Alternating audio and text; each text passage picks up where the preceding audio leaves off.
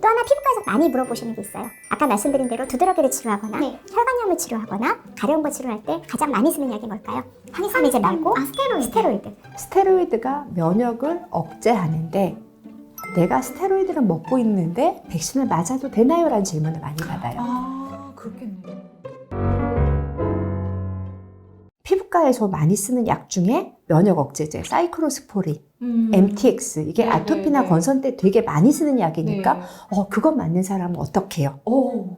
또 하나 우리 두피젠테라는 아토피 주사 네. 그다음에 건선에서도 다양한 생물학적 제제가 쓰이고 있어요. 그것도 면역의 어떤 사이토카인을 블록하는 네네. 그걸 억제하는 약인데 그거 맞는 사람들은 어떻게 해요?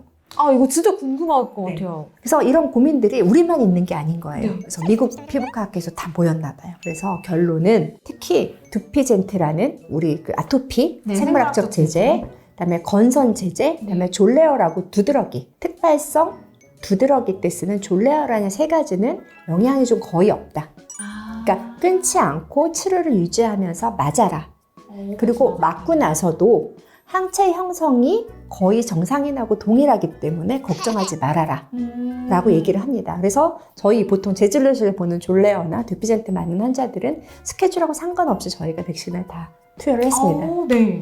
물론 백신을 맞고 일시적으로 아토피가 조금 나빠지는 경우들은 좀 있었어요. 근데 다행히 또 금방 가라앉았기 때문에 아토피가 나빠질 수 있으니까 못 맞게 하지는 않았다라는 얘기를 드리고요. 중요하네요, 진짜. 그다음에 그것보단 건선의 그 생물학적 제제는 조금 뭐 항체가 덜 만들어졌다 뭐 이런 얘기가 있는데 아직은 좀 논란이 있는 거고 이 사람들도 스케줄 상관없이 맞으라고 그러고요.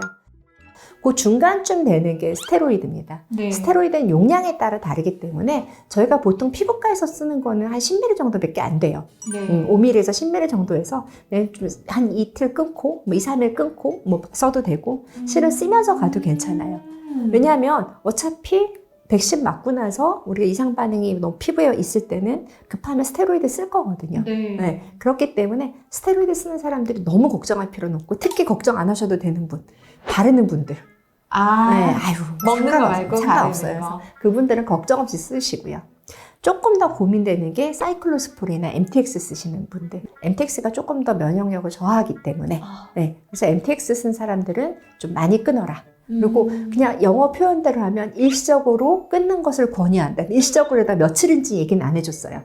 그래서 저희가 지금 권유하는 거는 사이클로스포린 같은 경우에는 우리가 200ml처럼 많이 먹는 분은 앞뒤로 일주일. 앞뒤로. 네, 저는 그렇게 권유를 드리고 있고. 그러면 백신 접종을 기준으로 해서 이 가운데로 토탈 보면 2주요. 토탈 2주는 그런데 끊어라. 그때 좀 두렵기는 해요. 이 약을 끊었을 때 본래에 있었던 질병이 악화될까봐. 그럴 그래서 가능성이 있네요. 면밀하게 보면서 가겠다라는 얘기를 드립니다.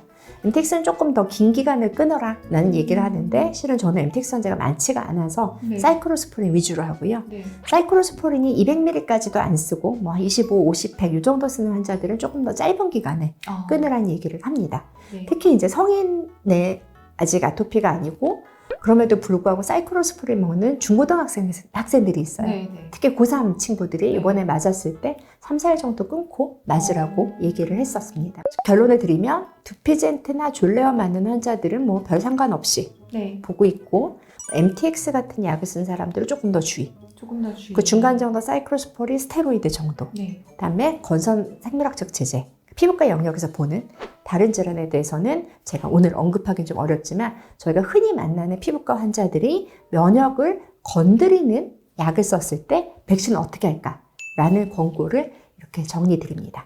예를 들어서 지금 이 영상을 보고 만약에 제가 MTX를 복용하고 있는 환자다. 선생님하고 상의해야지. 병원에 전화하면 돼요? 안 돼.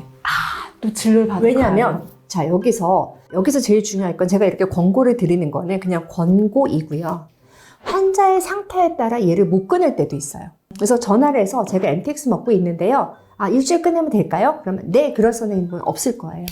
일단 오세요가. 네, 왜냐하면 피부 병변이 어느 단계에 있는지에 따라서 얘를 끊을 수 있어요. 정말 최악의 상황은 백신을 나중에 맞으세요 할 수도 있는 거예요. 환자 입장에서 분명히 궁금해요. 아, 궁금하죠. 그런데 이거를 그냥 우리 동네에 있는 다른 선생님한테 물어볼 수는 없는 거예요. 근데 주치의가 있으니까 계속 다니까. 그 선생님한테 한번 확인해보고 싶은 거예요. 그래서 요새 같은 경우에는 저 우리 간호 선생님들한테 당일 접수 막지 말라고, 특히 우리 보던 환자들 경우에 막지 말라고. 네. 왜냐면 이분들은 너무너무 궁금할 건데 네. 끙끙 대고 백신을 미루자니 이게 백신이 언제 돌아올지도 모르겠고, 그쵸. 그래서 되도록이면 저희가 만나서 말씀을 드리는 거고, 아마 대부분의 선생님들 비슷한 생각이실 거예요. 그래서 만나서 상의를 하셔서 어떤 경우에는 도저히 지금 이 약을 끊으면 지금까지 좋아졌던 게 말짱 도루묵이 될 거야. 그런 경우도 있을 수 있고, 이 끊는 기간이 나빴을 때 우리 어떤 약을 발라서 대신 좀 좋아지게 할까, 그런 얘기도 해볼 수 있고. 그래서 그렇네요. 사람마다 다 다른 것 같아요. 네. 그래서 이렇게 방송할 때 제일 주의가 기울이는 게, 이렇게 말하면 나도 일주일을 끊어야지 생각하실 수 있죠. 있어요. 네. 근데 모든 사람이 다 다르다라는 걸 항상 기억해 주시기 바랍니다.